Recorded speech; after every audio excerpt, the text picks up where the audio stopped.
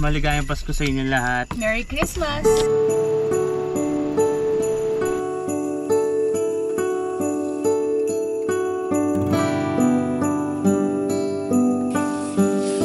Dito ay naglagay lang tayo ng mga Christmas light. At ito nga pala ang handa natin ngayon, Noche Buena na to.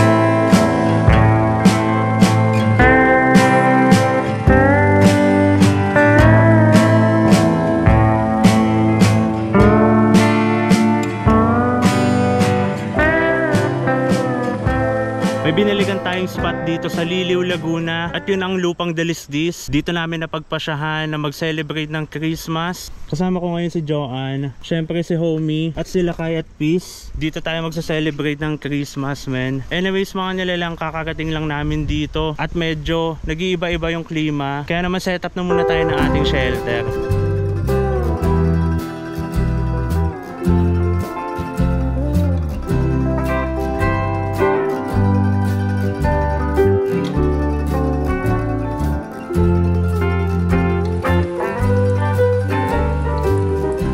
All goods mga nilalang, naiayos na namin ng bahagya itong sa loob ni Homie. Dito na muna natin nilagay ibang stock natin. At yan si Joanne sa labas ay nag-aayos pa. Dito ko na muna nilagay yung ating Bluetti. At ito naman yung stock ng ating rep. Anyways mga nilalang, no, napili ko tong Lupang Dalisdis para i-celebrate yung Christmas namin. Sa kadahilanan na itong campsite na to is isa sa mga solid na napuntahan natin ngayong taon. At talaga namang babalik-balikan mo siya. Nung pumunta tayo ay tayo lang mag-isa. Pati yung mga camper dogs natin. Sa pagkakataong ito, kasama naman natin ngayon si Joanne dahil gustong-gusto niya rin talaga makapunta dito. Anyways mga nilalang, dahil nga magsa-celebrate tayo dito ng ating Christmas, kailangan meron tayong mga pagkain at syempre celebration. So yung magluluto nga pala ako ng nilasing na manok. First time kong gagawin yon, kaya sana maging all goods yung kakalabasan, no. Anyway, si Joanne din pala may lulutuin. Ano nga yung lulutuin mo ngayon?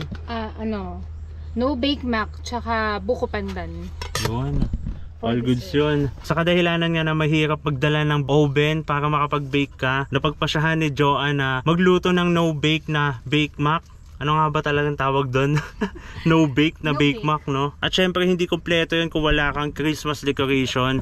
Kaya naman si Homie ay aayusan natin mamaya na pang Christmas yan. Excited na ako sa mga magaganap sa video na to. Binigyan nga rin pala tayo ng regalo dito ng Lupang Dalisdis. Buksan natin to, no?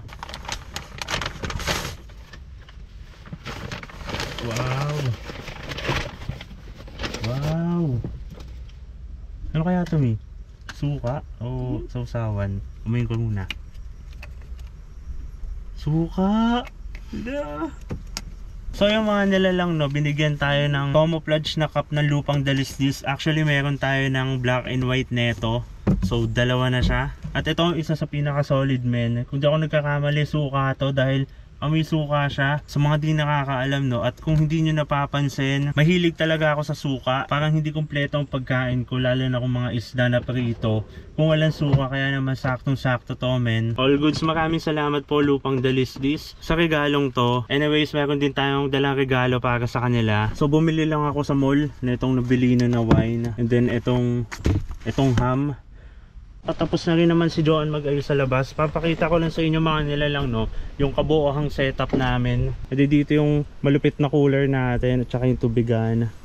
And then ito dineploy na ni Joanne dyan yung ating kitchen. And dito yung mga plato natin, mga paluto, at ang ating stove, at ang mga ilan stock pa, no. At meron nga pala tayong bagong cook set mula sa Sito Summit. Mamaya i-check natin kung ano yung laman yan at i-review na rin natin, no. Ito naman yung ating mga condiments. At dahil nga magluluto tayo ng Noche Buena, kaya naman inilabas na natin yung mga yan. At naglagay nga lang din pala kami dito ng ground sheet sa kadahilanan na medyo maputik siya para iwas dumi na rin sa loob ni homie, no? At sila kay at peace nandun muna sa tipi nila. Parang masarap mag-ilog muna bago tayo mag-prepare. Ilog tayo. Tara, let's go. Ayan, ilog muna kami mga nilalang.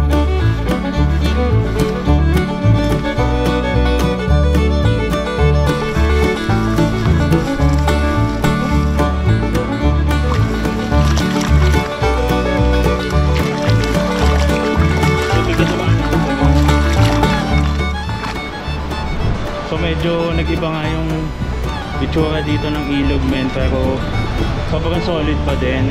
Ilang bagyo din kasi yung dumaan dito kaya hindi na ako nagtaka. Ayun, mas lumawak siya. Sarap. All goods mga nilalang, nakarating na kami ngayon dito sa ilog. Medyo malaki din yung pinagbago ng ilog mga nilalang sa kadahilanan nga na halos 5 bagyo yung dumaan dito. Talaga namang binalik ng kalikasan yung itsura niya. Simula pa noon, napaka-solid talaga dito sa lupang Dalisdis, men. At nanganak na rin yung kubo niya. Dati ito lang, tsaka yung dito. Nung bumagyo daw is talagang na-wash out to. So nag-build ulit sila ng panibago. Sila kayo tsaka si Piso, gustong gusto na maligo. Medyo lumakas yung agos niya dahil nga nag-uulan. Pero all goods lang naman dahil meron naman tayong kakapitan dito na bamboo. At pagdating naman doon is mababaw na. Kaso nga lang mga nilalang, di ko pwedeng pakawalan sila kay sa mga ganitong klaseng ilog dahil medyo malakas yung agos ng tubig. Sigurado ako na magtatalunan sila dito sa ilog at baka hindi sila makabalik agad. Kita nyo naman, men, medyo malakas yung current.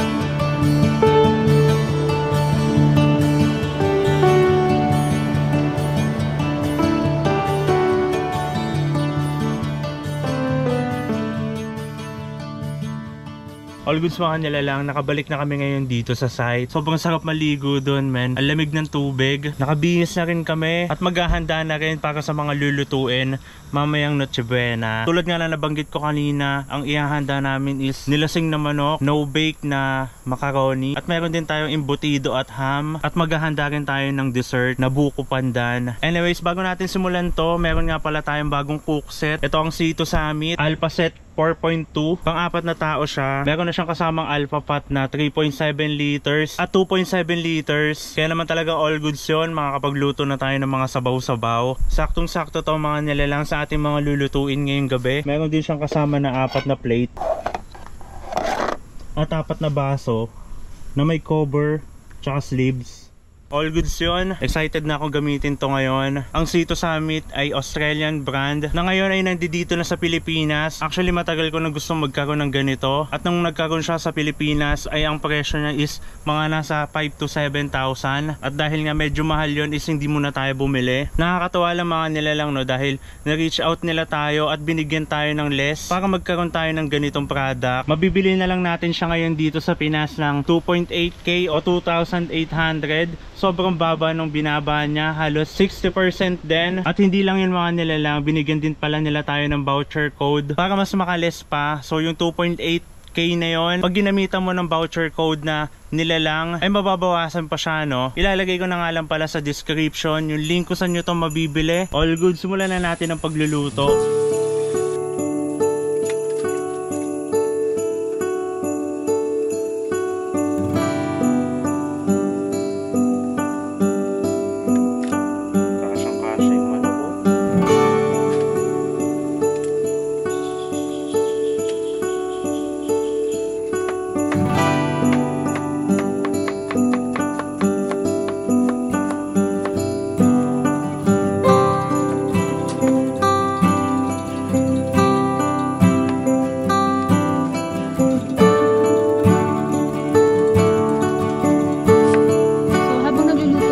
Mike ngayon, gagawin naman natin, de-decorate natin si Homie ng mga Christmas decors para naman magkaroon ng Christmas feels yung ating Noche Buena.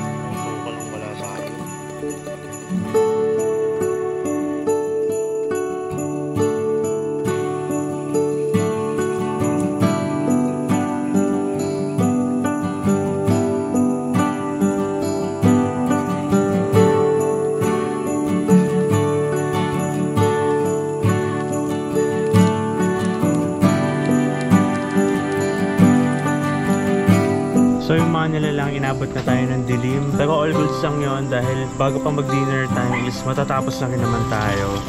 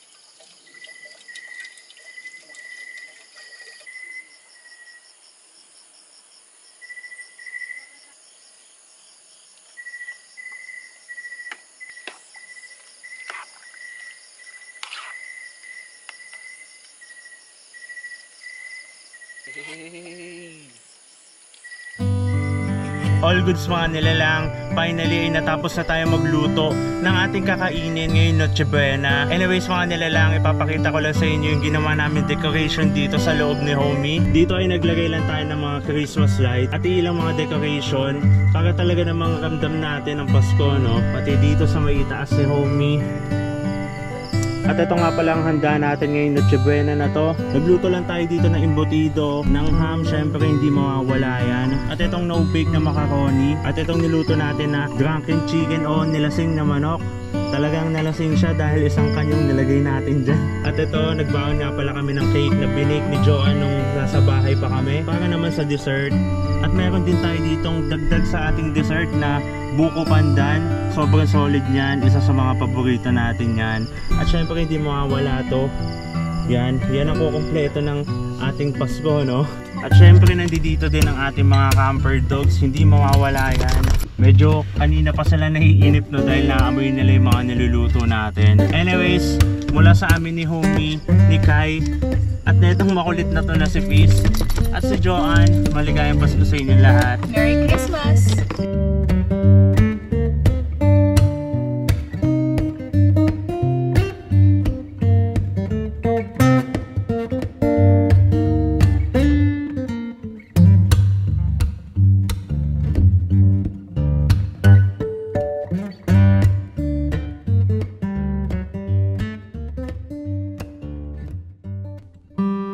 Kakatapos lang namin kumain. Sa Johnny naghuhugas na ng plato doon. Anyways mga nilalang no, masaya lang ako dahil ito ang unang Pasko natin dito kay Homie. Kaya naman talaga sinelebrate din namin ito. Halos 1 taon na rin pala ang lumipas. At sa loob ng 1 taon na yon ay sobrang dami na nangyari. Simula nung nabili natin si Homie hanggang sa ngayon, eto na tayo, nagsa-celebrate na tayo ng Pasko dito mismo sa ating camper van. Wala nang hihigit pa sa saya ko ngayon no, dahil yung mga pinapangarap lang natin noon ay ngayon ay nakakanasan na. Marami pang taon na dadaan, marami pa rin tayong plano na gagawin at excited na ako sa mga yon. Kaya naman nagpapasalamat ako sa inyo sa pagsuporta sa akin sa Mikey Lista Vlogs.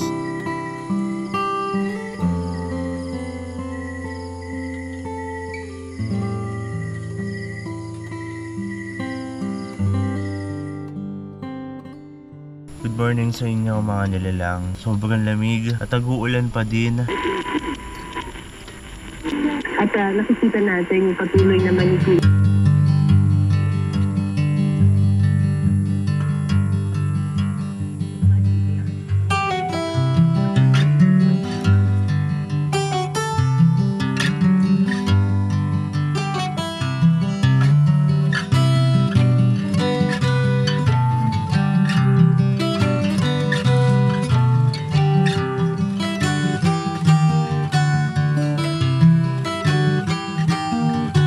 Sarap ng almusal namin, tinapay at itong embutido habang nagkakape men. Tapos samahan mo pa ng tulala.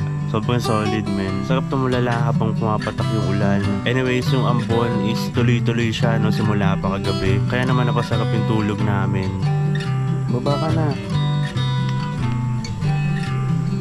Baba ka na. Ayaw bumaba. Malamig. Maputik no? Guys. Parang ayaw bumaba ni Kay dahil maputik men, ayaw niya madumihan. Bilib din ako sa asong to kasi kaya niyang linisin mag-isa yung sarili niya. So yung mga nilalang, kasalukuyan na kami na nagpapakap na dahil medyo marami ang lilinisin. Nilagay na natin dito lahat ng mga hugasan natin sa ilog. Hugis puso no, sign of love. Peace, come na dito. Pumunta tayo dito para linisan ka, hindi para magdumi ka. Hindi ka na. Dahil nga medyo lumakas yung agos ngayon o yung current, yung part na yon, kahapon medyo kalmado pa yun, pero kita nyo naman ngayon nag-i-splash na yung tubig. Ililish ko na muna sila kayo tsaka si Peace dahil ito si Peace masyadong agresibo to pagdating sa tubig. Baka biglang tumalon no. Peace.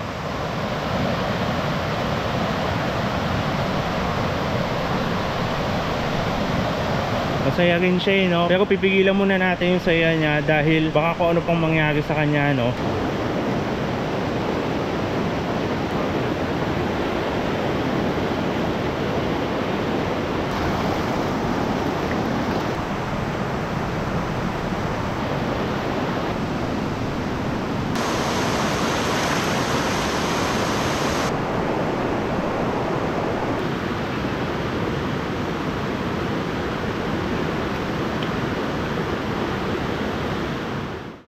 Thank you po. Bye-bye po.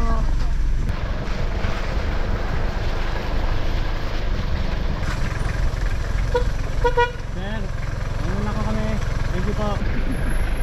Salamat! Sir, Salamat thank ng you Diyos! so much Salamat po. Sir Mike! Merry Ingat po! Christmas. Merry Christmas po! All goods mga nilalang. Nakalabas na kami sa site. Lumipas na ang lunchtime. May mga natira pa rin naman kami pagkain. Maghahanap na lang muna kami ng spot na kung saan pwede tayong makakain.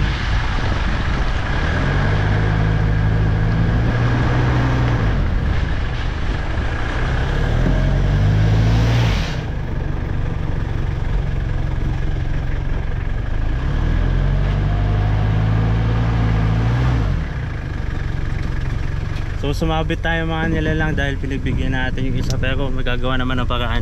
Sige sir, okay lang po. Atras lang ako konti. Atras lang po ako konti. Okay lang po. Atras lang tayo para mag-engage yung 4x4. Ayan, naka-engage na mga nilalang.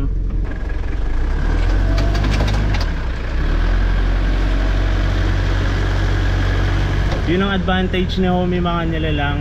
Kapag medyo mababalaho tayo o dumulas yung gulong natin, i-on lang natin yung 4x4 all goods na.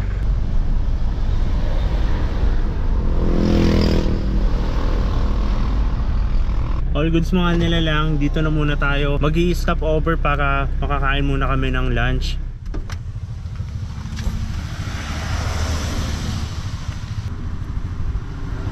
Isang good spot to mga nilalang para kumain. Tignan nyo yung spot namin, men. Yun o.